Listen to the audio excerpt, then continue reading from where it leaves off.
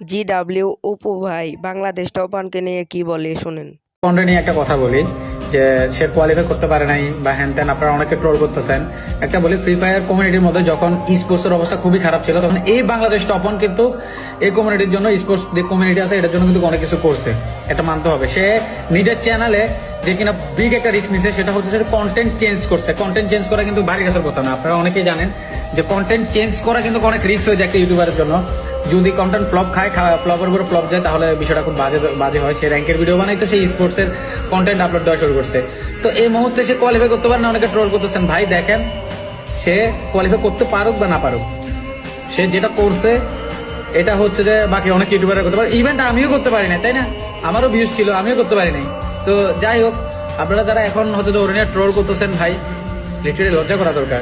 সে try করতেছে, একটা না, দুইটা না, তিনটা না, 1000 টুর্নামেন্টও যদি সে হারে তাও সমস্যা নেই। ট্রাই করতেছে ভাই, একটা মানুষ ট্রাই করতেছে বেটার কিছু করার জন্য। আমার দৃঢ় বিশ্বাস ইনশাল্লাহ সে পারবে। সে যখন পারবে, সে যখন করবে, তখন ভাই সিনটা দেখার মতো হবে। আমি এই জন্যই ভিডিওটা বানাইতেছি, কারণ আমি দেখতেছি অনেকে ট্রোল করতেছেন, অনেকভাবে এই সেই করতেছেন। ভাই এটা বন্ধ করেন। এখন হচ্ছে যে সাপোর্ট করা দরকার তার, না মানসিকভাবে না। সে আসলে কিন্তু ট্রাই করছে, এমন না যে কেউ খারাপ খেলে ইচ্ছে করে। যাই হোক, আমি ভাই একটা কথাই বলবো, সে যা করছে স্পোর্টস কমিউনিটির জন্য, অনেক ভালো ভালো ইউটিউবাররা করতে পারেনি।